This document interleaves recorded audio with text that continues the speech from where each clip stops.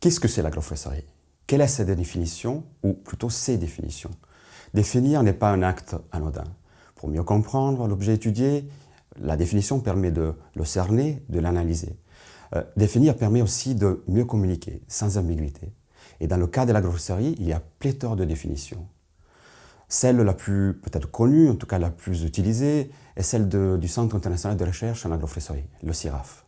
Pour le CIRAF, l'agroforesterie est un système dynamique de gestion des ressources naturelles, qui repose sur des fondements écologiques et qui intègre l'arbre dans l'exploitation agricole afin d'améliorer et de diversifier les composantes économiques, sociales et environnementales. Et ça pour l'ensemble des utilisateurs de la terre. Donc c'est une définition qui a un caractère fortement durable et une définition qu'on pourrait dire assez ouverte, assez large. Mais il y a aussi la PAC qui a son mot à dire, en particulier la dernière PAC, la PAC 2014-2020, qui différencie de manière très nette les haies des systèmes agroforestiers interparcellaires. Et pour ces derniers, donc pour ce qu'on pourrait appeler l'agroforesterie sensu strictu, elle a une définition assez stricte, beaucoup plus stricte de celle qu'on vient juste de voir pour le CIRAF. Pour la PAC, une parcelle agroforestière est une parcelle de terre arable, éventuellement de prairies, de cultures permanentes, qui présente des arbres d'essence forestière dans la limite de 100 arbres par hectare, qu'il s'agisse d'arbres isolés ou d'arbres alignés. Alors, c'est une définition qui peut peser très lourd, un bien ou un mal, avec des conséquences économiques parfois très concrètes. Alors, si on regarde cette image, on voit un système agroforestier avec des peupliers, avec une densité moyenne de 140 arbres par hectare. Alors, par rapport à la définition PAC, nous sommes hors éligibilité aux aides. Donc, en tout cas, par rapport aux primes, on pourra toucher uniquement une partie partielle de ces aides. Deuxième photo, avec une densité de boisement de 70 arbres par hectare. Du coup, on rentre dans la définition fixée par la PAC. Alors, ce qui est intéressant, c'est qu'il s'agit de la même parcelle. Une parcelle qui a été quelque part modifiée par coupe d'un alignement sur deux, mais il s'agit exactement de la même parcelle. Donc vous voyez, la PAC, avec des définitions parfois assez arbitraires, peut aller au-delà de ce qui est le bon sens agronomique ou la logique biologique. Alors, définir, c'est aussi comparer, trier, grouper, et ce qui a été fait en 2014 par le réseau mixte agroforesterie, qui s'est lancé dans une espèce d'effort de caractérisation des systèmes agroforestiers à l'échelle française. Alors, il a fait en fonction de plusieurs critères. Déjà, le fait d'avoir un système à l'intérieur de la parcelle et le diversifier d'un système qui est à l'extérieur de la parcelle, en périphérie. Le deuxième critère, c'est la continuité dans l'espace. Donc, continuité d'une part, souvent créée par des arbustifs, et discontinuité lorsque les arbres sont espacés de plus de 5 mètres. Il y a aussi d'autres critères comme le système de production, plutôt que la rotation sylvicole, qui vont influencer cet effort de catégorisation. Alors, parmi les catégories développées par le réseau mixte technologique, voici un premier exemple. Il s'agit d'une parcelle qui se situe dans le Gard, à Vézénobre, qui a été mise en place en 1997 par l'INRA. Dans cette parcelle, on voit du peuplier et des cultures céréalières, ce qu'on appelle de l'agriciviculture.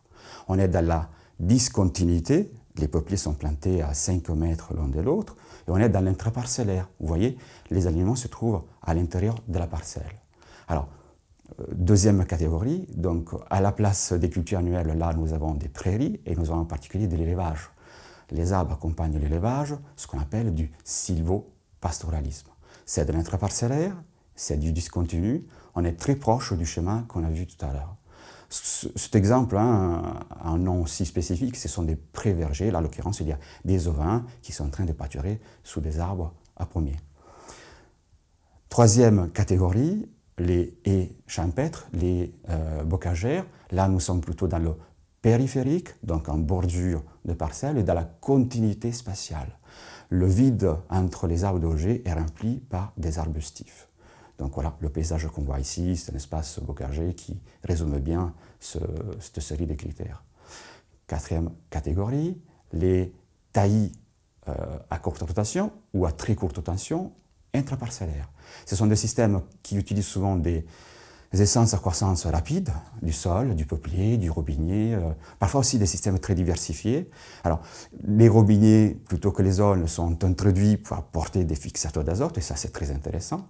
On les retrouve de plus en plus à l'intérieur des parcelles, en bandes, des bandes de 6 jusqu'à 12 mètres, pour accompagner en particulier des cultures céréalières. On est du coup dans l'intraparcellaire et dans la continuité. Une dernière catégorie, les bosquets, souvent quelque part éloignés, en tout cas pas intégrés dans l'ensemble des systèmes agroforestiers. Les bosquets, ce sont des espaces boisés, massifs, souvent périphériques par rapport à l'espace cultivé, mais souvent aussi connectés avec ce même espace. Ils peuvent avoir une fonction de réservoir de biodiversité ou de production de biomasse, qui sont plutôt intéressants. La PAC, là aussi, est très claire. Pour que le bosquet soit éligible aux primes PAC, il faut qu'il y ait une surface comprise entre 10 et 50 arts. Et pour terminer, le système peut-être le plus complexe qu'il soit, les jardins-forêts. Ce sont des modèles agroforestiers qui s'inspirent des forêts naturelles, qui s'inspirent fortement aussi des agroforêts qu'on retrouve en contexte tropical. Ce sont des systèmes qui sont souvent développés avec une approche permaculturale. Et lorsqu'on introduit, en plus de l'arbre forestier, lorsqu'on introduit du fruitier, on parle aussi de forêt comestible. Alors, l'exemple peut-être le plus connu, en tout cas le plus riche, est celui des jardins des fraternités ouvrières en Belgique. Alors, ce qui est intéressant, c'est qu'il est tout petit, c'est 1800 mètres carrés de jardin, mais il contient plus de 2000 espèces d'arbres cultivés et plus de 5000 espèces de cultures annuelles cultivées avec des variétés anciennes et des variétés plus nouvelles. Donc c'est vraiment un exploit, une prouesse agronomique.